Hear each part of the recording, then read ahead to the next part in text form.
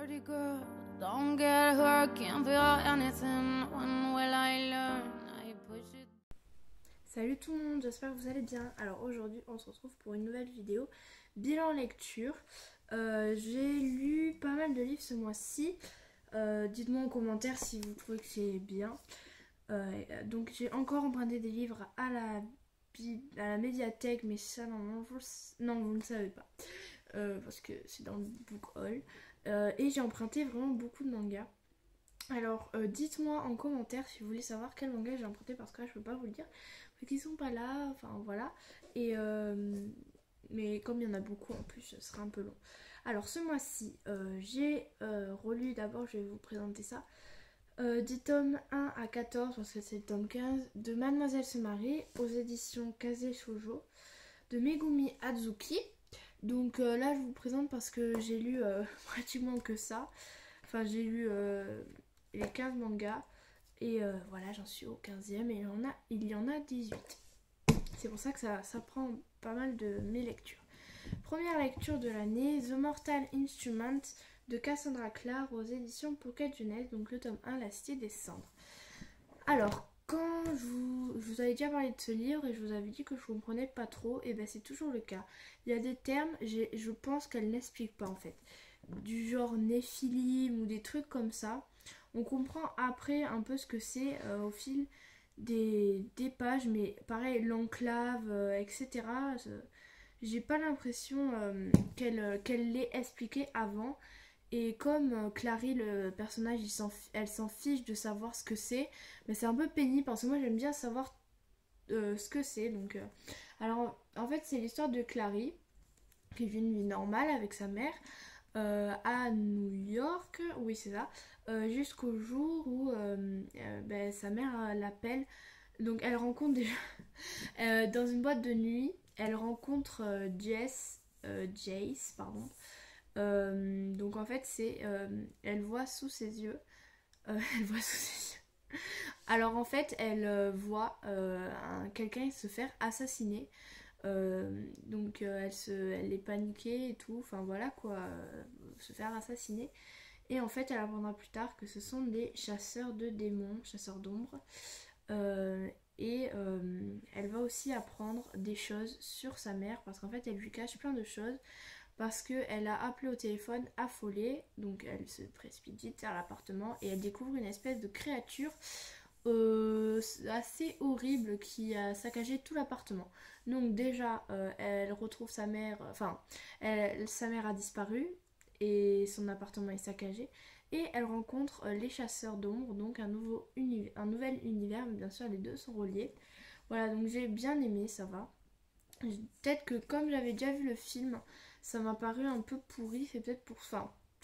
Comme j'avais déjà vu le film, je m'attendais pas à des choses, c'est pour ça que je vais voir avec le tome 2. Mais voilà, le truc de pas connaître, enfin de pas comprendre ce qui se passait, quand ils utilisaient des termes, de ne pas les comprendre, ça m'a un peu bloqué. Ensuite bon d'abord je vais faire dans l'ordre, j'ai lu Kéléana l'assassineuse, le tome 1 chez la Martinière Fiction de Sarah Dimas.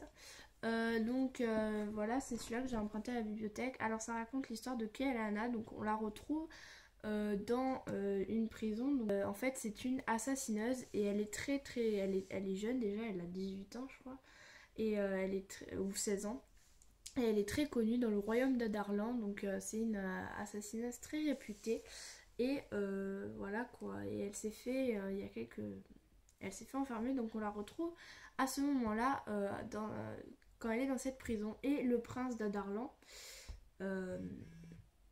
Shaol, Shaol va lui faire une proposition qui peut changer sa vie. Donc c'est participer à un tournoi.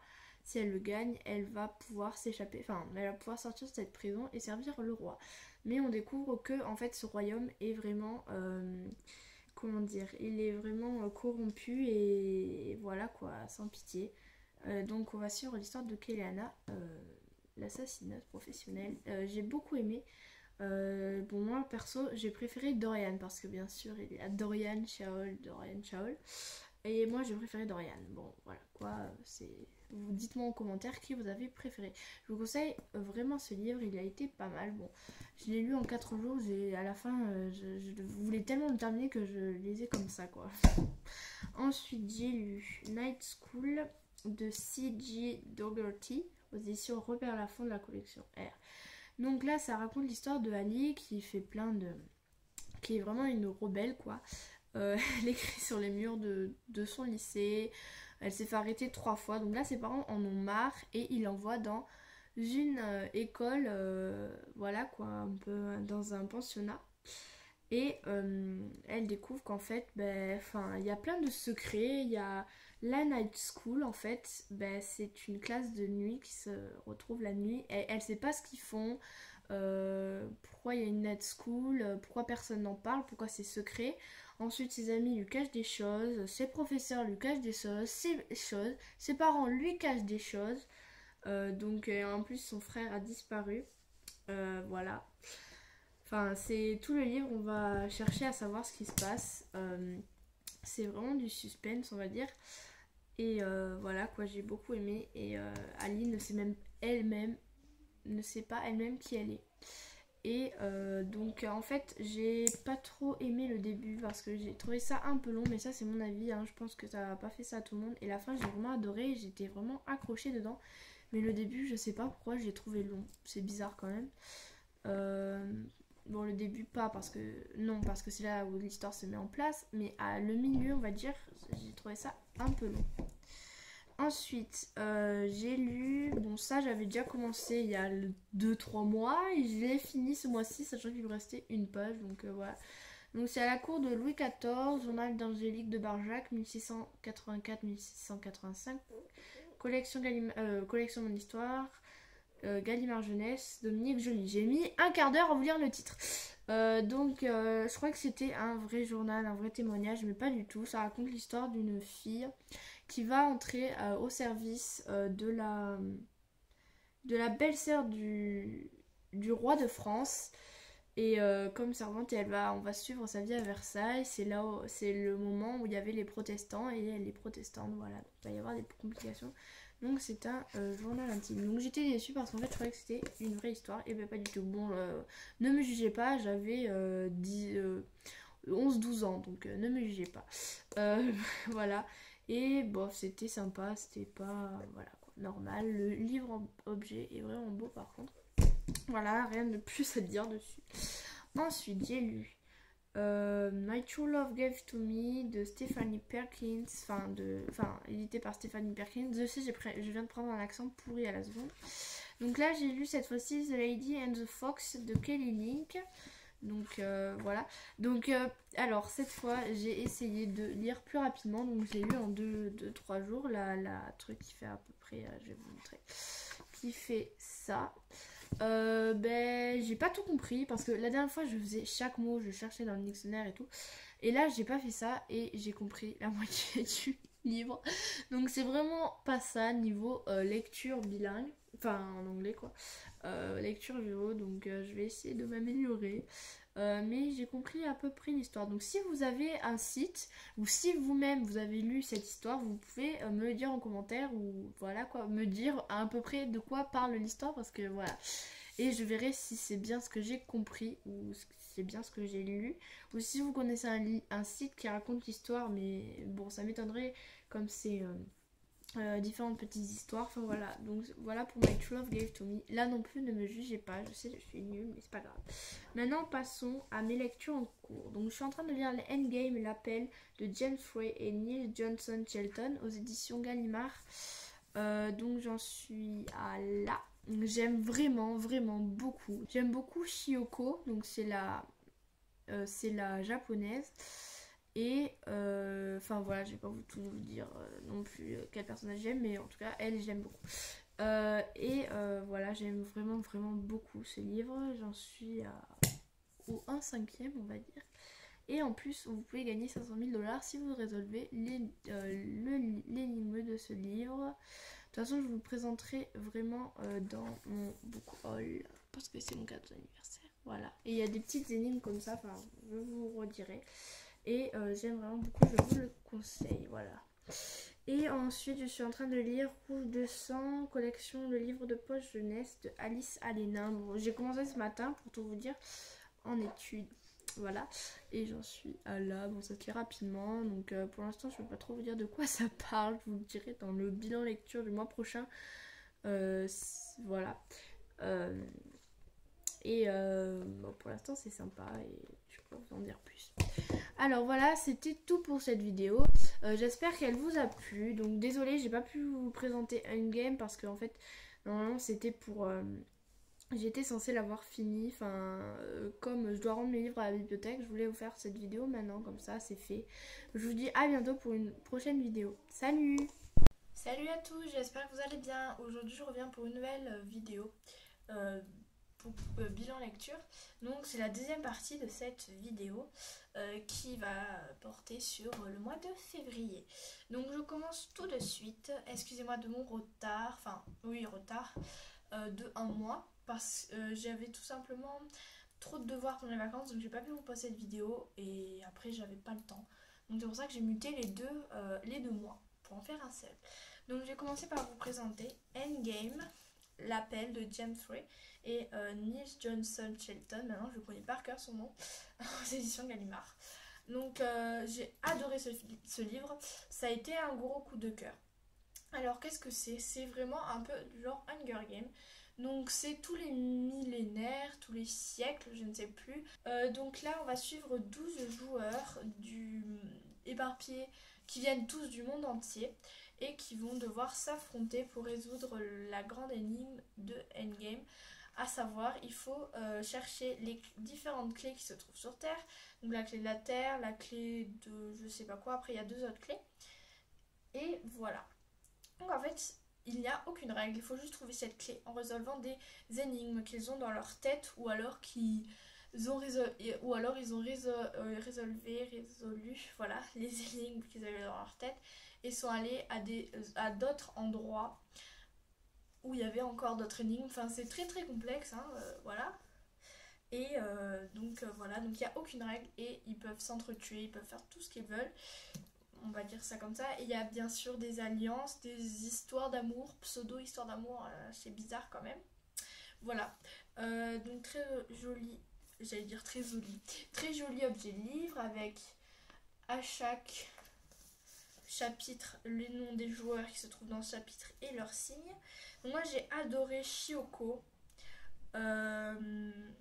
et aussi Jago. Enfin j'ai pas mal aimé beaucoup de joueurs.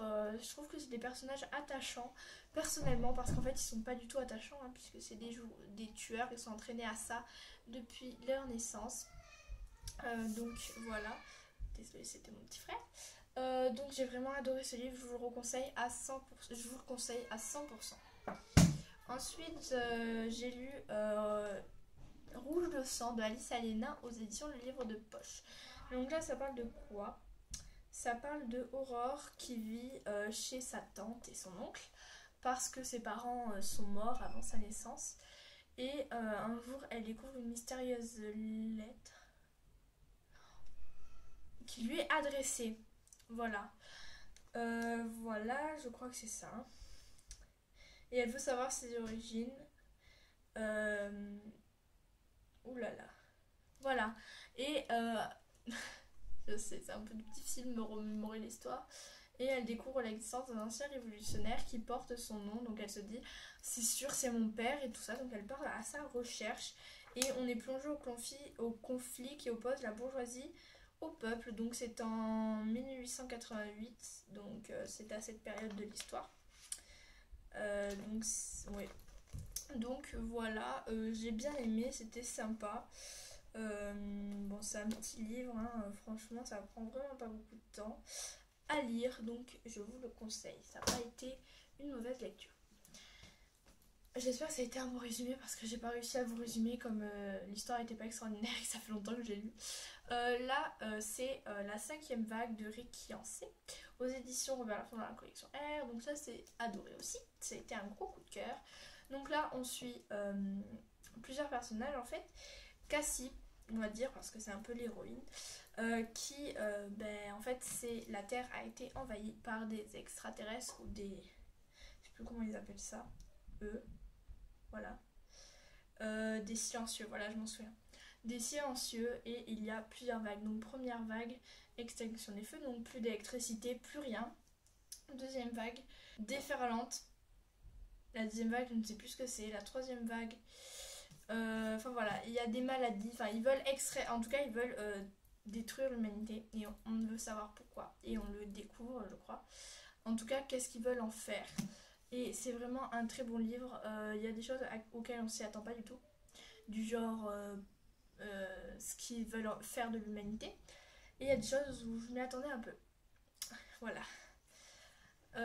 Donc on suit Cassie qui a perdu toute sa famille, on va dire, ou la majorité de sa famille, et qui vit seule. Et après il va y avoir des flashbacks sur sa vie. Et on va suivre quelqu'un d'autre aussi. On va suivre deux autres personnes. Voilà.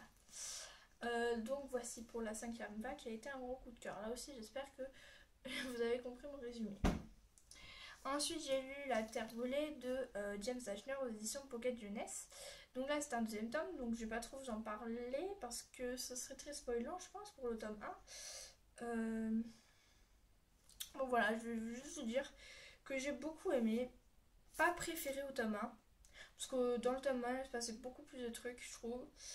Bon là il s'en passe des tonnes, hein. Tous les chapitres il y a un nouveau truc, hein. Franchement ils peuvent pas faire leur truc tranquille, non, à chaque fois, enfin voilà quoi. Et j'ai pas mal aimé, mais franchement, déjà que j'aimais pas Teresa avant, mais là je l'aime encore moins. Vous comprendrez pourquoi, ou pas d'ailleurs. J'ai lu en une journée l'élite, donc de Kiera Cass aux éditions Robert Laffont. Donc c'est de la saga La Sélection. Donc je crois que j'ai préféré l'élite parce que oui, je sais pas pourquoi, mais j'ai préféré. Donc là c'est la suite de La Sélection. Là c'est pas trop spoilant. C'est la suite de La Sélection. Elles ne sont plus que 6. Et la vie reprend son cours, on va dire. Donc là l'héroïne, elle hésite toujours entre les deux, Aspen Maxon, mais elle va plus se rapprocher de quelqu'un ou se rapprocher ou avoir une préférence pour un des deux, je ne vous dis pas lequel, dans ce tome-ci. Et j'ai toujours adoré Maxon, tandis que Aspen... Non, là je crois que j'ai moins aimé, des fois il fait des trucs que j'aime pas trop. Et voilà. Donc il va y avoir des épreuves, elles vont devoir... faire des projets pour Iléa, qu'est-ce qui pourrait être bien pour sauver la communauté, des œuvres de charité. Ensuite elles vont devoir organiser des balles, enfin voilà, et j'ai adoré. Je recherche une femme aimant danser de Marie Higgins Clark aux éditions Albin Michel. Là je vous en avais déjà parlé, je vous avais dit que je savais pas trop si j'étais convaincue ou pas. En fait c'était très bien au début, hein, ça n'a pas démarré lentement. C'est juste que j'ai trouvé ça... On comprenait pas grand chose. Mais une fois que l'histoire a été mise en place, ça va, il n'y a pas grand chose qu'on ne comprend pas. Donc là, qu'est-ce que c'est? C'est une productrice de télévision qui a 2 amis. Et ces 2 amis adorent danser. On va dire c'est un détail. Adorent danser. Et en fait, elle veut faire une émission spéciale petites annonces. Donc elle va demander à ses amis de faire des petites annonces. Ou de répondre à des petites annonces et prendre rendez-vous. Donc c'est... un espèce d'émission psychologique ou comme, un truc comme ça. Donc c'est Darcy et Erin qui sont meilleures amies depuis l'enfance. Voilà.